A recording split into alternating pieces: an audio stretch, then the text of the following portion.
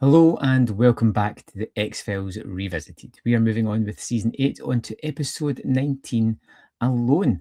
And this is an interesting one. It's an episode that gives us a sort of creepy reptilian monster, Doggett trapped for a bunch of it, and Agent Layla Harrison, who might be one of the most relatable characters ever on the show because she's just thrilled to be anywhere near an X-File.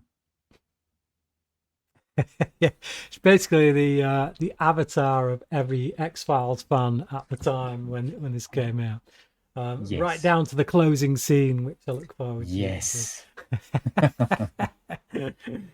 But yeah, this is an episode coming into this. Like, I would say last week's episode is more stereotypical of the kind of episode I gravitate towards. Mhm.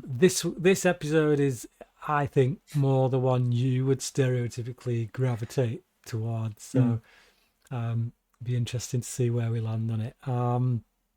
Yeah, where though do you think the IMDb users have landed on it? 21 episodes of season 8.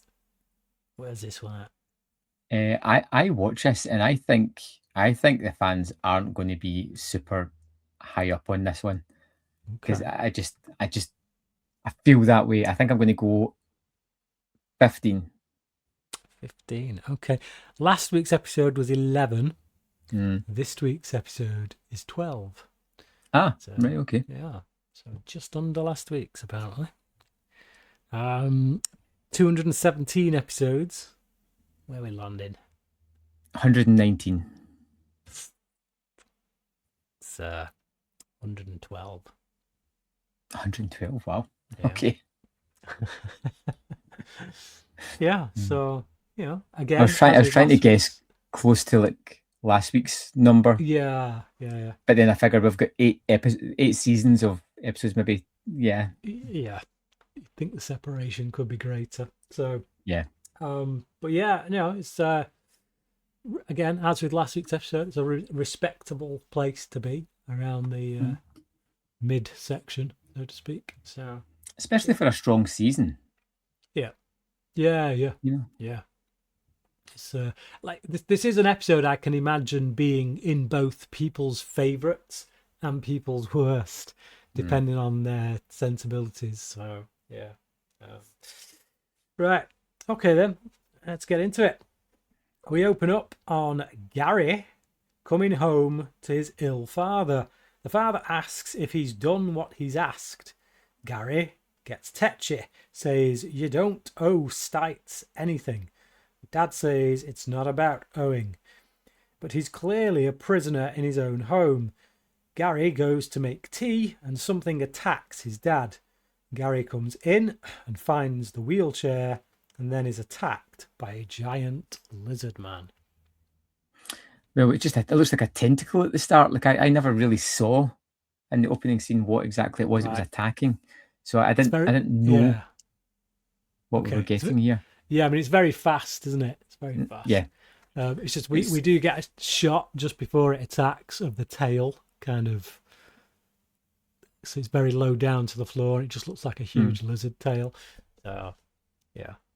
I do have questions as we get into this episode, particularly around this sequence and particularly around the scientist. Okay. We'll get to it because a lot of it doesn't make sense for me as into why he's just really just roaming about. It seems at this one, it seems like he needs to be locked up at this one, almost like a werewolf at night time. Yeah. I don't know. Yeah. Okay. Yeah. I get you. But as for an opening, it's the typical kind of monster of the week with, dark, moody rooms, the firelight, and something icky take them away. And that's something that just hooks me in. It's just something that, draws me in, and I'm just like, I'm with you. Take me on this adventure, please.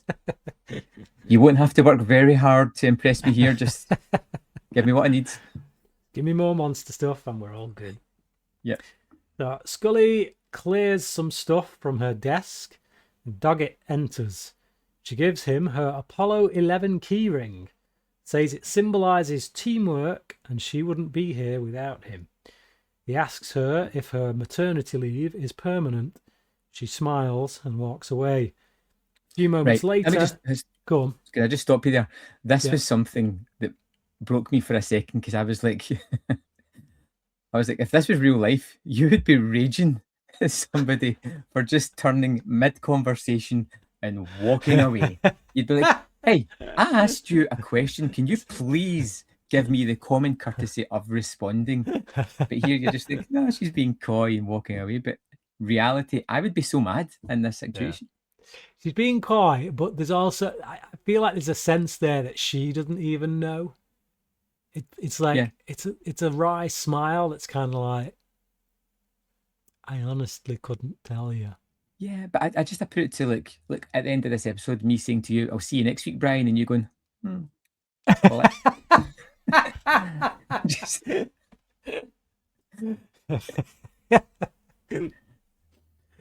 I like, the rage would be so strong at that point.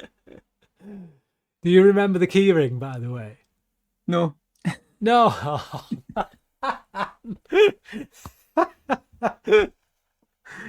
Oh, your memory's so crap. It's just like...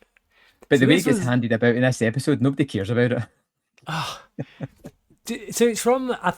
If my memory serves me correctly, it's from the two-parter, Tempus Fugit and Max. And Mulder gives Scully the keyring, and he has this whole speech about basically the stuff she's telling Doggett right now, but he does it really eloquently, and he's just like this long word salad of a thing that essentially to tell her that, look, I love you, and I just you're the closest person in my life, and this, that, and the other. I think she is. I think she's ad-libbing that or something, and then he just goes, I just thought it was a pretty cool keychain. That sounds right. Yeah, I love the way she's like, this means so much to me. You take it, Doggett. Doggett like, just throws it away in the dirt, and then later on he's like, I can't be bothered with this. Give it to somebody else. Yeah. Everyone's trying to pass it like a baton. It's like, just get rid of this thing. Just get rid of it. The chain letter. Chain letter. The bad ones. So, but I just thought it was a neat callback. I thought it was a cool callback just to that scene, and the fact that Scully has kept this thing, and it does actually mean something to her because of what Mulder was saying with it. It feels poignant that she would give it to Doggett. Before leaving, it's like Mulder was kicked out last episode, and it feels like in this episode Scully's leaving. So it's just like, is our team gone? Is our original team gone now? Is that it? Are they done? Yeah. Oh, yeah. And then as she leaves, we get this Layla Harrison character, which at the start you're wondering, is it really? Is this going to be literally Doggett's new partner going forward? Yeah. It's like, no. And it's like, and in that kind of frame of mind, I look at Layla Harrison as a character and I think, no. It's like, this is the kind of character you bring in for a one-off episode. You're not making her Doggett's actual partner.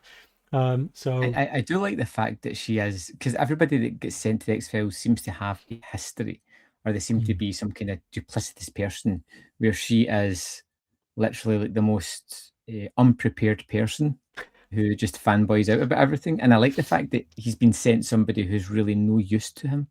Yeah. Because that feels like what would happen. Yeah, that feels purposeful. Yeah. That something Kirsch is up to.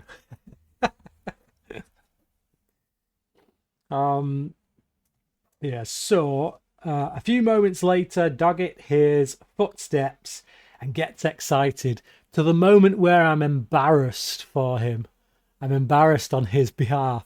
It's this real childlike moment where he's like, gee, ma. So it just has this proper kind of Clark Kent farm boy look about him when he turns down. He's like, you're not gone 1 minute and I'm already missing you.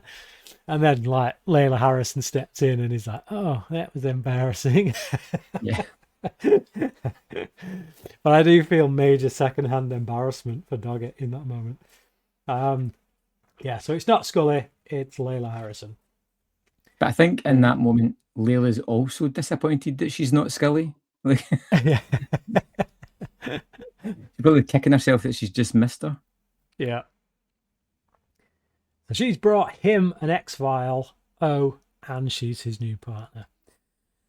Which Doggett looks incredibly pleased with. Not. So they go to the crime scene and the dad was found in the woods. Doggett says, "Let's start in the house." Layla says PD have a son as prime suspect, but Doggett dismisses that due to the evidence. Then he finds slime and Layla gets excited because now it's a real X-File. Yeah. But nobody dabs it and then goes, yeah. I was just waiting. I was like, we missed somebody tasting it. Like, yeah. I feel like Layla should have done that because it's like, no, this is what you guys do. I know this. But then just Doggett probably like stopping her and going, like, what the hell are you doing? Like, Yeah. Only a freak would do that. Yeah. Missed opportunity. Yeah. So yeah, she's like, it's a real X-File. So she's all excited, geeking out. And he's like, congratulations. So Doggett chats with Layla and deduces that Kirsch assigned her to the X-Files to mess with him. But she says she's begged to be assigned because she's a proper fangirl. But that doesn't mean that the two theories are mutually exclusive. She comes to the office, begs Kirsch to put her on it, and he's like, oh, hell yeah. So they find more mucus, and Layla begins throwing out theories, all of which Doggett dismisses with a look. She leaves to take a sample to the lab. Doggett walks deeper into the woods. We see a lizard tail. Bam, bam. Yeah, I was never sure what this was because I never quite caught it, so I wasn't sure if it's some kind of weird tentacly monster thing. Right, okay. So did you not see it in the opening scene? No, I didn't see it. It was so quick and dark that I never quite. All you seen was the kind of tentacle coming out the fireplace almost. Right, okay. Like it's obviously a tail, but it was so quick I didn't quite see it. There's a moment where the sun's looking like where the wheelchair is, and we see the tail just kind of go, and then, but it, definitely looked like a lizard tail to me. So, Mulder pops round to Scully's to take her to her antenatal class. She feels like she's abandoned Doggett, and she always had someone to watch her back. Which is almost like Scully nudging Mulder. Go on. Yeah, go on. Play with you, kid. Go on. Yeah, do it. So Doggett finds a huge house and goes inside. Everything is wrapped in plastic, which is normal. Yeah. And then there is the 6th Extinction book on the desk, which obviously gives me flashbacks to the two-parter at the start of season 7, was it? Season 7, season 6? Yeah. One of the two. Yeah. Not a great two-parter. Doggett senses that he's not alone, pulls his gun very slowly, turns out to be Agent Harrison. He tells her it's here, which is interesting. It's very interesting that Doggett is so quick now to go, it's here, and not they're here, or he's here, or, it's here. He's seen enough during this season to go out on a limb and say, you know what? We're dealing with an it.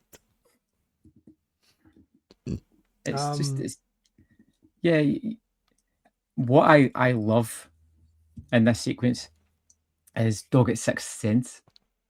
You know, when he's looking at the book, and he doesn't turn around and he just unclips the gun, pulls it out, has it ready. Yeah. The sixth sense he was sorely lacking last episode when he turned his back on that exactly what I was going to say. Yeah. guy. So, yeah, he tells her to go outside while he flushes it out. And he said, she's walking off and he's like, Layla. He turns around. She turns around and is like, take the safety off. So ineffectual. That first day off a desk job or something. Yeah. Harrison But I like gets... the way he looks at her hand, and the hand's almost kind of just a little bit shaky on the gun. Yeah, He's yeah. just assessing everything. Yeah. So Harrison gets taken and Doggett looks for her, and then he falls through a trapdoor in the forest floor. Yeah. Yeah. Did not see that coming at all. Yeah. I'm assuming that's the trapdoor that probably should have been locked with Stites down in it, or something like the sun should have been. Yeah, I kind of like they rationalise it later on and say it's like it's for animals to be like fall through and to feed them. Right. Somebody mentions that like it's like it was. I think it might be dog. It says it's probably there so that animals fall in and feed this thing, whatever it is. Right. Yeah. So yeah. I thought I quite like that. That's a good. Yeah. Makes sense. Yeah. Because we see a dog skull down there, don't we? We see that. Yeah. Some kind of animal skull down there. So Skinner calls Scully to her to tell her that Doggett is missing, and then expects her not to come out and help. Yeah. Yeah. Right. Yeah. But realistically, what can she do? Yeah. In her current state, there's no chance. She's literally about to give birth. And she's like, I was thinking of the legal ramifications because she's technically on like maternity leave. What would happen if she was like? I know that's we're talking about the X-Files, a fictional TV show, but at the same time, like if something happens to her, there's like serious ramifications here. Yeah. Someone's getting a wrist slapping. So Doggett wakes up in an underground cavern. Yeah. Nothing more to report. Mulder finds Scully in the autopsy room after wandering from his tour. Scully says the victim from the opening died of heart attack after being squirted in the face with reptile venom. Mulder tells Scully to get someone else to do it. She says who else is there to help Doggett. Mulder says he knows where they can find somebody. Indeed. Doggett finds a dog head. It's pretty cool. It really is. Because it's gone translucent as well. It's like and solid. Like it feels unusually solid. Like crystallized. So because it doesn't feel like because what it is it doesn't look like a skull. It looks like the actual animal. Which is just weird. If it was a skeleton, you'd be like, okay, I understand what that is, but it's that otherworldly weirdness to it. Yeah. So Doggett then is attacked by the lizard man. He's blinded. Finds Harrison, who is also blinded. Then they find Gary Sachs and a possible way out, but they can't tell how high up it is because they're blinded. Yeah. So like partially blinded to start with. Yeah, partially weird. Blinded and getting blinder. Yeah. Mulder arrives on the scene and speaks with Skinner, then goes for a walk in the woods. Skinner obviously being the guy that he was thinking about when he thought, oh, we can get someone to help. So, yeah. Always like it when Mulder and Skinner are out in the field together. Yeah, and you can tell Skinner's real happy to see him as well, which is good. Doggett tries climbing while Mulder finds the house. Herman Stites introduces himself. Mulder asks him if he's seen any reptiles. Doggett nearly falls. Mulder says his name is Alvin Kirsch. Oh man. Stites is a scientist, expert on lizards, which obviously makes him the prime suspect. Mulder calls him out in a roundabout but not so subtle way and then leaves. So this proper gave me vibes of the Bruce Campbell one when he just kept rocking up. Yeah. And like just outside his house and all this, just making him know that I know, it's like, and he's done this a few times where it's almost like the Columbo thing where it's like, it's going to keep nagging because I know you're my man. Right. Yeah, but he completely nails everything in this sequence. Yeah. Sometimes he can be a little bit of a douchebag, like we've seen in the last episode. Sometimes he can just nail everything just by being there for a few minutes. Mm. Yeah. I mean, he's not completely right, but he's on the right tracks. Yeah, definitely. And I love how this conversation is great in general, but they throw in the little tension of having the grate that Doggett's climbing up be just a few meters away from them. Because it kind of shows you that with them talking, and it just adds that little bit of tension to it, which is fantastic. Yeah. Right. Doggett reaches the top, and then suddenly Stites appears and kicks him back down, which has got to hurt. Yeah. It's like, oof. Like when you're hitting the ladder and everything on the way down, it's like, oh, yeah, man. It's not good. So like at my age, I know that would not. No, I wouldn't survive.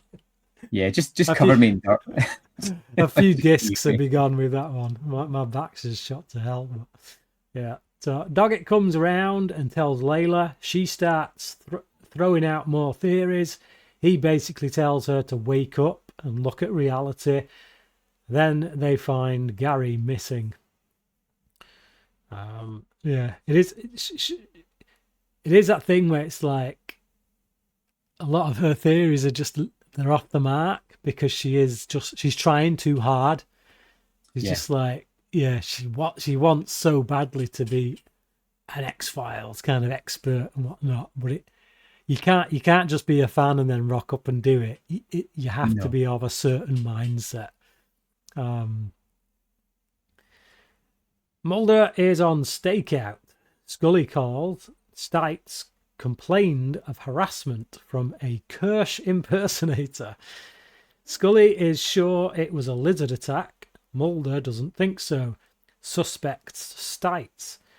Also finds the keyring that he gave to Scully. Yeah. And instantly thinks, oh, you gave that away easily, didn't you? Yeah. Hey, Scully, I found a precious memory of yours lying in the dirt. Yeah, just, as soon as I was gone, you just passed it on to the next dude who showed up. Is that the way this works? Okay, thanks, Scully. I know where I stand. Analyst tells Scully a bit more about the spray in the victim's eyes. It slowly hardens the skin into a case and liquefies the innards like a coconut, which is just gross. Yeah. It's just... I feel like I've encountered this somewhere before in some other movie or TV show, and I just can't pinpoint it.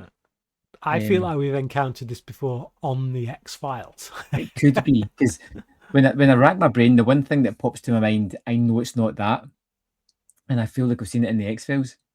The one I'm thinking of is Killer Clowns from Outer Space, where they're turned into candy floss and drank, pretty much. Which is currently available for free on YouTube now, by the way. I noticed that this morning.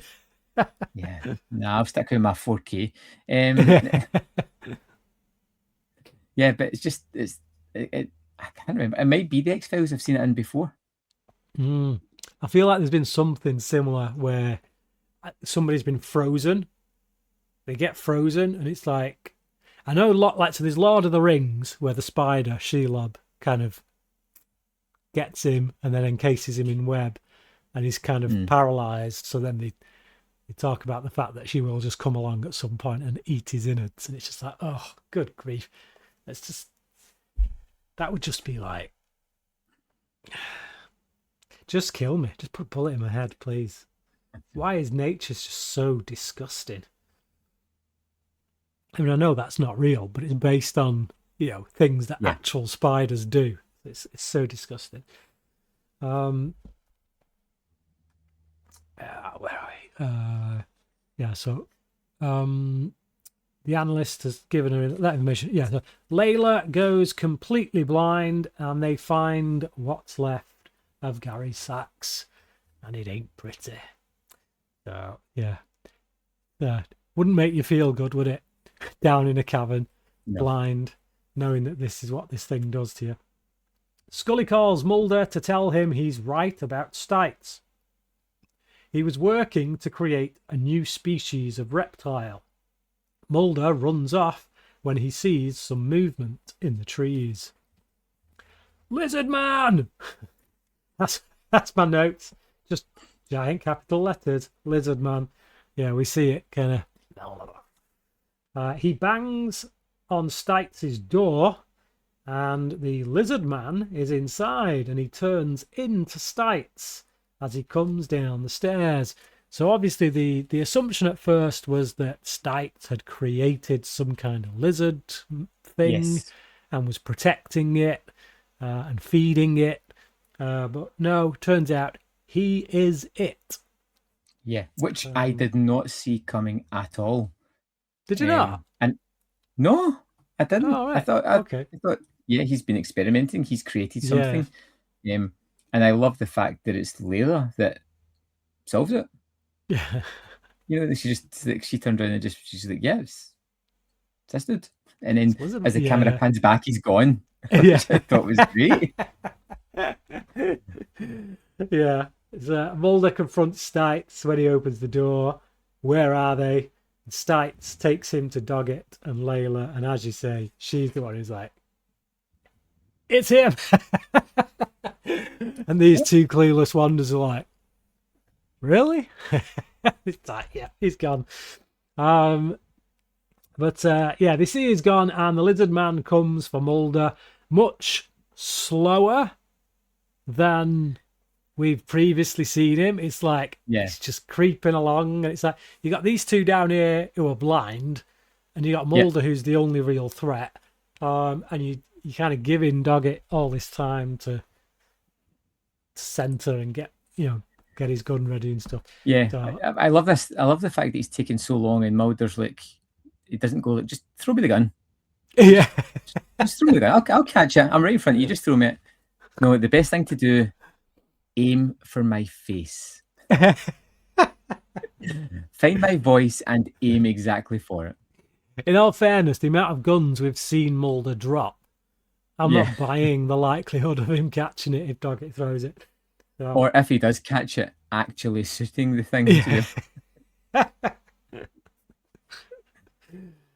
So Mulder and Scully come to so basically it gets shot. The creature gets shot. It's all a big risk. It's like, oh no, we know Mulder's not going to get shot, but there's this moment where Doggett doesn't know. It's all silent, and Mulder steps in, and hey presto, Bob's your uncle, Fanny's your aunt.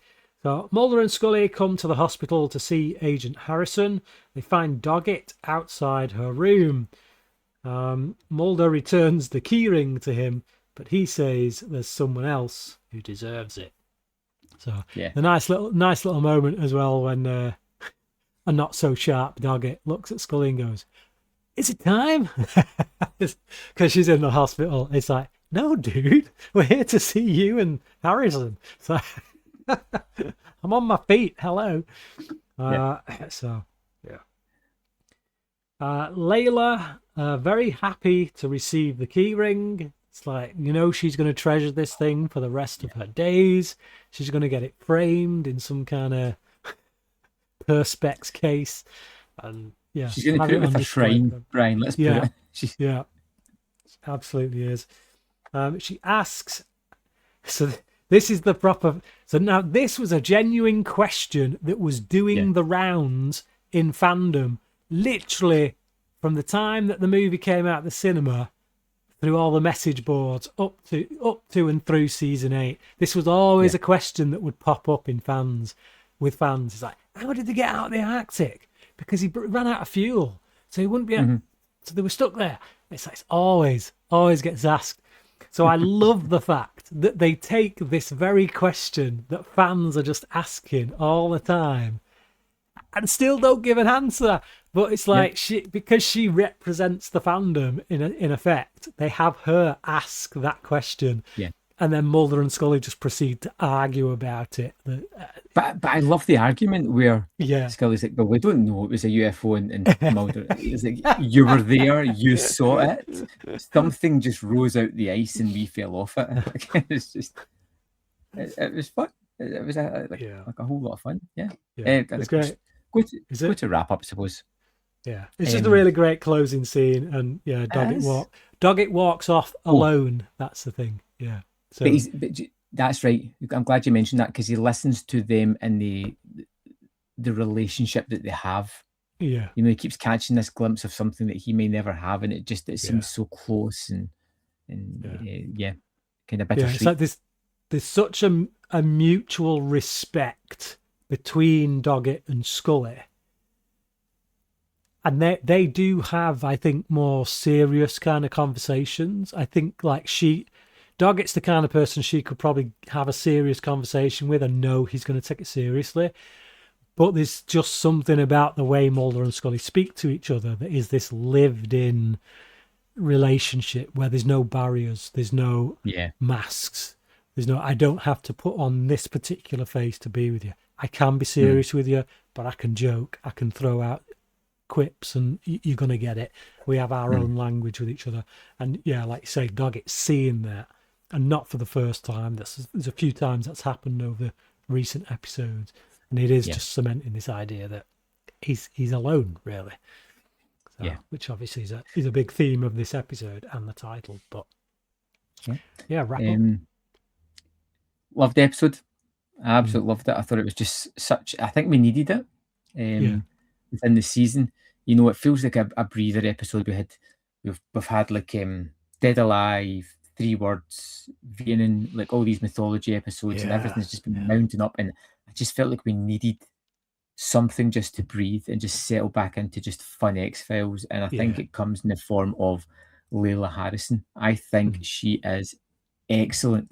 She is clearly a stand-in for the viewers, and I think we all kind of latched onto her straight when we realised that she's not going to be a huge part of it, which is great, because she comes in, does a great job, and you want more, and she goes away, and it's just amazing. I think you've got Doggett almost eking out of Mulder's shadow here a little bit as well, because from Layla's perspective, she knows Mulder, she knows Scully, and she knows what they can do, but she also sees the value in Doggett, and that he might bring something different, but it's still as worthy to be part of the X-Files as well. Everything about it was just super fun, and there are inconsistencies that I can't understand. Like, what was the old man doing? Was he locking him up straight? Yes. I reckon so. I reckon he was... So, not constantly, because he must have been letting him out at some points. No, it's not... I don't know if we've both just missed something, but it feels like he had him under lock and key and was maybe feeding him animals or something. I don't know, but he got his son to do it, and his son didn't really understand what he was doing. So, because he was asking him at the start, did you lock it? Did you lock everything or something like that? And I was just like, but then this guy's freely just can change whenever he wants, so he'd need to be permanently locked up, and I just didn't really understand that. But at the end of the day, it's one of those small things that means absolutely nothing. It's not a serious episode. It doesn't matter. It's about mood and letting the characters breathe a little bit. And I thought it worked tremendously well. And I could have watched this again and again and again. For me, you're going to love this, Brian, because I think you know where I'm heading here. This one, it's a 5 out of 5 episode. Absolutely adored this. Best of season. Do you know what? We shall see. Oh, it's you're gonna do that whole recency bias thing where it's like, "Alone, it was the best one because it's the most recent one in my memory that I get a 5." So I really enjoy this one. I do think that the questions around Stites and what the guy at the beginning was doing are a bit like, not sure they quite get answered really. You know, yeah, I don't know. No, I have no ideas for that. But so for me, I'm going to give it a 4. I it's almost like a throwaway episode. It's just like you said, it's just fun. It was what was needed to lighten the mood after so many, because we've had so many conspiracy ones, and we're going to go straight into another 2-part one after this that is really heavy as well. It's got a lot of stuff going on in it. So yeah, we needed this before we go straight into that season closer, because it would have just been like, man, this has been some. It's just breakneck. So yeah, but I think they make some good choices in terms of like bringing in Layla Harrison to be the viewer. It's just like, oh, it's a nice little nod, and it's like recognizing that the could have viewer's questions and backfired. stuff. Oh yeah, could have, because the viewer could have felt like they were having the piss taken out of it, but they're not, because it feels like there's affection in there. So it does, but also annoyance. Yeah, You know, like the fans are great and they're so passionate about. peck in the head, always holding us to account and stuff. Yeah. So 4 out of 5 from me. Yeah. So 5 for you and 4 for me. Yeah. Excellent. That's a good little episode. Like you say, we're moving on to a double parter. You said a big one. Yeah. So the next episode is Essence. Tell me a little bit about that one. So this Piper Maroon Apocrypha had always been my favourite 2-parter until this one, and I struggle to say which. I think Piper Maroon Apocrypha is a more grounded 2-parter because it's an earlier X-Files kind of thing. So this one is. I would say the only term for it is batshit crazy. That's. Are you trying to win me over? Like, there is a lot. Like every conceivable kind of aspect of the conspiracy arc seems to come into play here. We have Krychek, we have Billy Miles coming back, we have aliens, we have Scully's pregnancy stuff. We have, Mulder, Scully, Doggett, Reyes, Skinner, all the big hits. Yeah, it's just there's a lot, and there's quite a lot of action in it as well. It's one that I'm gonna get. There is quite a lot of religious connotations in there, but none that you have to take on board if you don't want to. But there's quite a lot. It's quite a lot, and I just think it's one of them 2-parters where you get to the end of it and you're almost like, I feel like I need to watch that again just to pick up anything that I may have just missed, because like it's really dense. So yeah, I love it personally. I've seen it a lot. But yeah, looking forward to getting into it. There we have it. As always, we'd love to hear from you guys out there. If you don't know, we read every comment that we get on YouTube or whether it's on podcasting service, and I am really curious to find out what you guys think of Layla Harrison. Just as a counterpoint, are you with me, or you think it's an amazing episode? Are you with Brian, a little bit more tapered, a little bit more? Let's not say realistic, but just tapered. And as always, we'd love you to rate or review our podcast or like on YouTube. It really helps the channel grow, allows other people to see our passion for the X-Files Revisited. We'll see you next week when we start a heavy 2-part series finale. See you then.